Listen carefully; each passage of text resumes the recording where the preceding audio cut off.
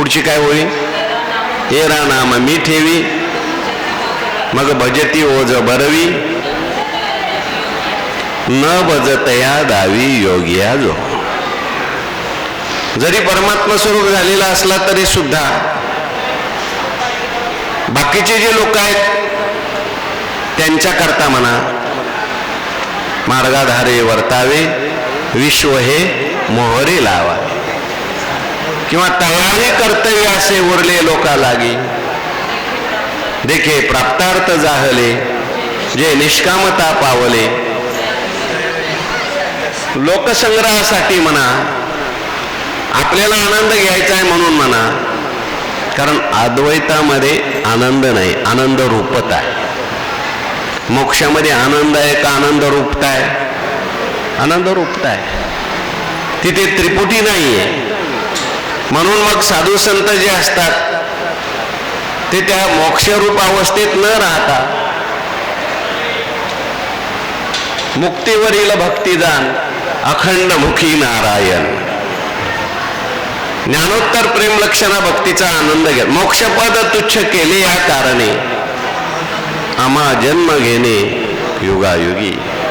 विटी ऐशे सुख नवे भक्ती रस, पुढता पुढती आस सेवाई सेवावी हे. याला ज्ञानोत्तर प्रेमलक्षणा भक्ती म्हणतात. संत जे आहेत ते मुक्तीलाही बाजूला सारतात, वैकुंठालाही बाजूला सारतात. मोक्ष तुमचा देवा तुम्ही दुर्लभ तो ठेवा, मनी भक्तीची आवडी हेवा व्हावी ऐशी जोडी. म्हणून पुन्हा जन्म घेतात किंवा जिवंत असताना सुद्धा भक्ती करतात. मग कोणी असं म्हणेल का हो अद्वैतानंतर भक्ती घडते का? ज्ञानोबारांनी अमृत अनुभवाच्या शेवटचंच ना प्रकरणामध्ये हा विचार खूप सांगितलेला आहे. शेवटच्या प्रकरणामध्ये ज्ञानोबाराय म्हणतात,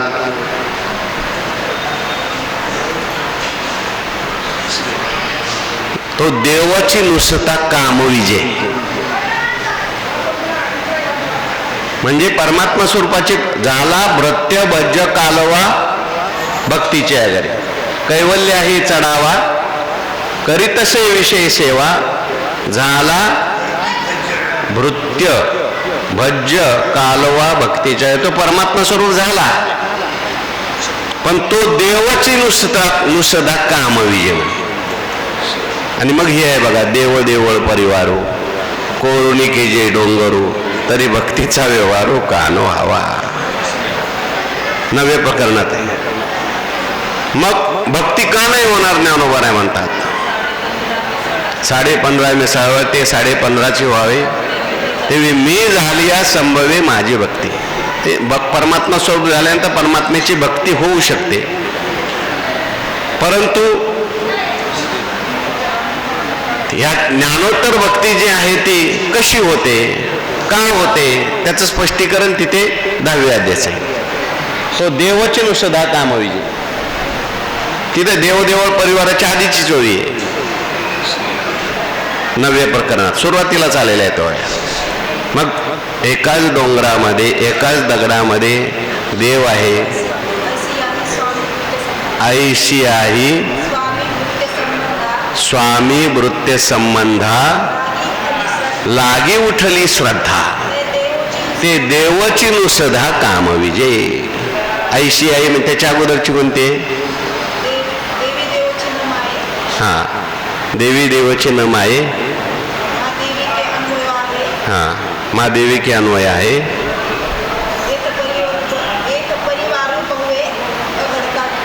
सगळं काही परमात्मा स्वरूपात झालाय, पण ऐशी आहे स्वामी वृत्य संबंधा, लागी उठली श्रद्धा.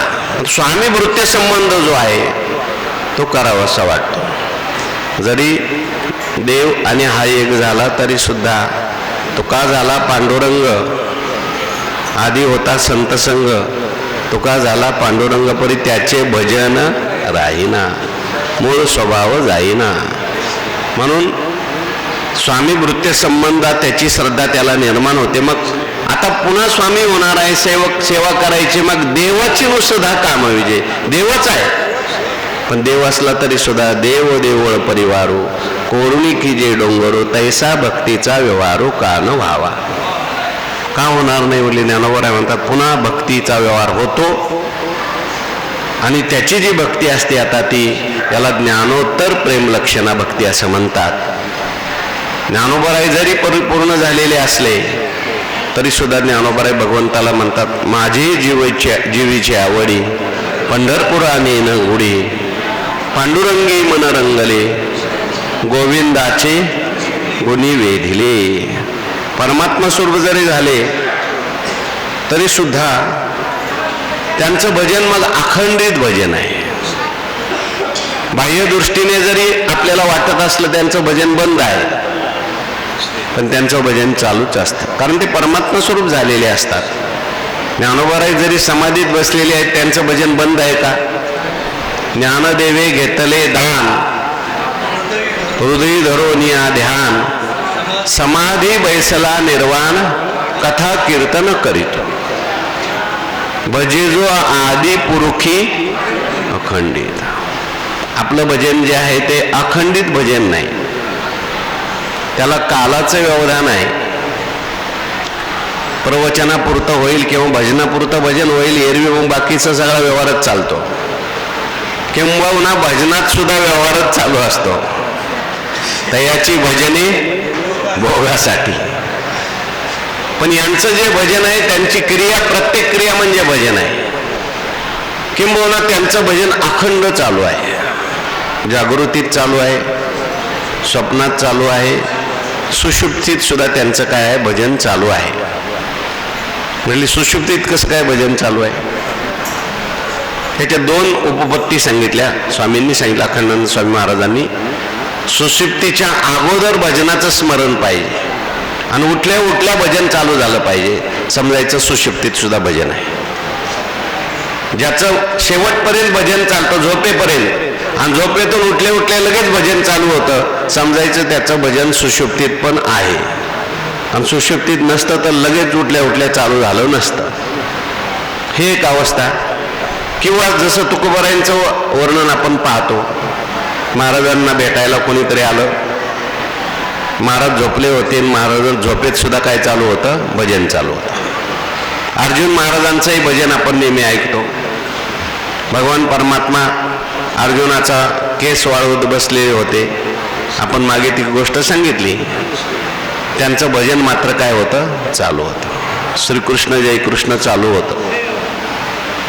कोणीतरी एक महात्मा नर्मदेच्या किनाऱ्यावर त्या ठिकाणी पडलेले होते.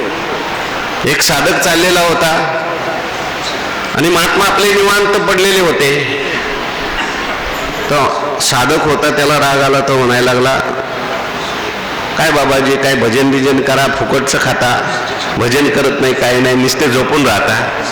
ते महात्मा म्हटले इकडे माझ्या जवळ ये जरा, माझ्या हाताला कान लाव. ते हाताला कान लावला तर हातातून राम राम चालू होतं, श्रीराम जयराम चालू होतं. असे महात्मे असतात. म्हणून भजिजो आदि पुरुषी अखंडित, अखंडित त्याच्याकडून भजन झालं पाहिजे.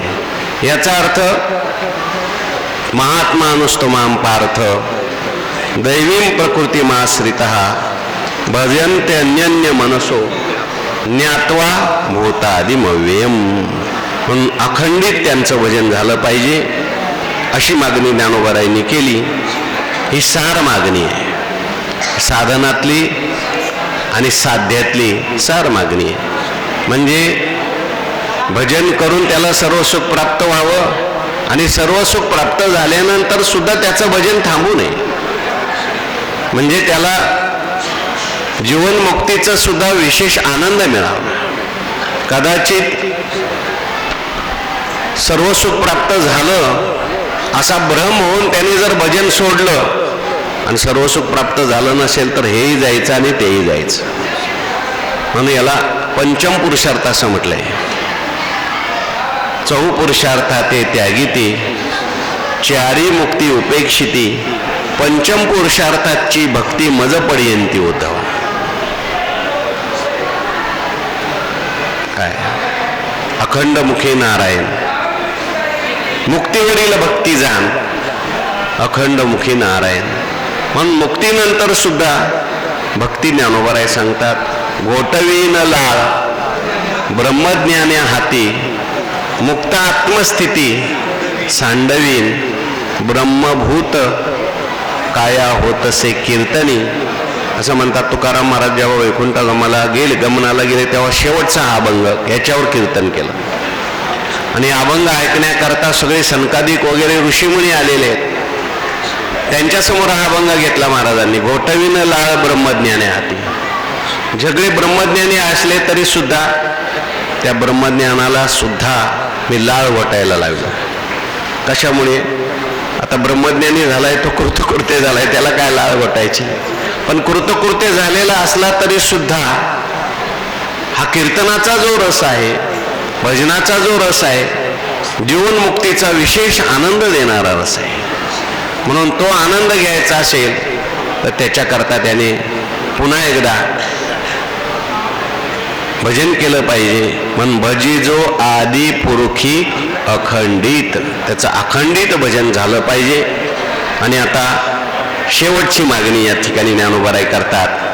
आणि ग्रंथोपजीविये विशेषी लोकीये, दृष्टादृष्ट विजय व्हावे जी. ज्ञानोबराय म्हणतात आणि निवृत्तीनाथ महाराज पुढे बसलेले होते. आता तुमचं आणखीन लांबतच चाललंय शेपूट. आता किंबहुना सर्व सुखी म्हटले, बास करा बास, आता बरं परत काय मागायचं नाही. किंबहुना सर्व सुखी सांगितलं, आता किंबहुना सर्व सुखी ती मागणी आली का नाही हो? सगळं जग सुखी व्हावं याच्यात ही मागणी तसं पाहायला गेलं तर आलेलीच आहे. दुष्टादुष्ट विजय व्हावे जी म्हणजे काय? सर्व सुख आलंच ना त्याच्यात. पण तरी सुद्धा ज्ञानोबरायांनी आणि म्हटलंय, त्या आणि हे उभयान्वयी अव्यय आहे. म्हणजे त्या मागणीला जोडूनच ही मागणी आहे. जसं संस्कृतमध्ये च शब्द असतो, च शब्दाचा अर्थ असतो. आणि अनेक ठिकाणी गीतेमध्ये च शब्द भगवंताने काही जोडून गोष्टी सांगण्याकरता वापरलेला आहे. तसं ज्ञानोबराय या ठिकाणी किंबहुना सर्व सुखी पूर्ण होणे तिन्ही लोकी, भजिजो आदी पुरुखी अखंडित. आणि आणखीन एक राहिले बरं का. काय राहिलं म्हटले? आणि ग्रंथोपजीविये विशेषी लोकी ये, दृष्टादृष्ट विजय होवावे जी. आणि जे ग्रंथोपजीवी लोक आहेत, म्हणजे ग्रंथ हेच ज्यांचं जीवन आहे. ग्रंथपाठ करतात, ग्रंथ वाचतात, ग्रंथाचा अर्थ समजून घेतात, ग्रंथासाठी जगतात, ग्रंथाचा प्रचार प्रसार करतात, अध्ययन करतात, अध्यापन करतात, ग्रंथाचं अनुष्ठान करतात. असे जे कोणी ग्रंथोपजीवी लोक आहेत ते विशेष लोकीय. ज्ञानोबराय म्हणतात ते या लोकांमध्ये काय आहेत? विशेष आहे.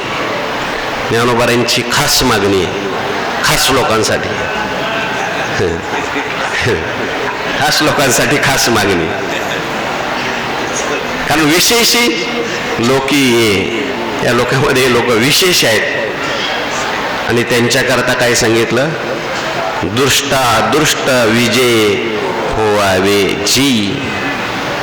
जी आदरार्थी निवृत्तीनाथ महाराज आता परत मागणार नाही. या सगळ्या लोकांनी काय झालं पाहिजे? यांना दृष्ट आणि अदृष्ट ह्या दोन्हीवर यांचा विजय मिळाला पाहिजे. कोणाला? आणि ग्रंथोपजीवी. आता हे ग्रंथ कोणते आहेत? ज्ञानोबराय म्हणतात ग्रंथावर उपजीविका करणारे. पण ते ग्रंथ कोणते?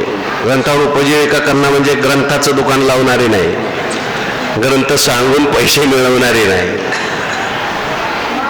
ग्रंथ हे ज्यांचं जीवन आहे, असे लोक जे आहेत. मग हे ग्रंथ कोणते आहेत? ज्ञानोबारायांनी ग्रंथ उपजीवी का म्हटलंय? कोण आहे ते ग्रंथ उपजीवी? आणि त्यांना विशेषी लोकीय म्हटलं. काही ठिकाणी विशेषे लोकीय असाही पाठ आहे. यांना विशेष का म्हटलंय? विशेषी लोकीय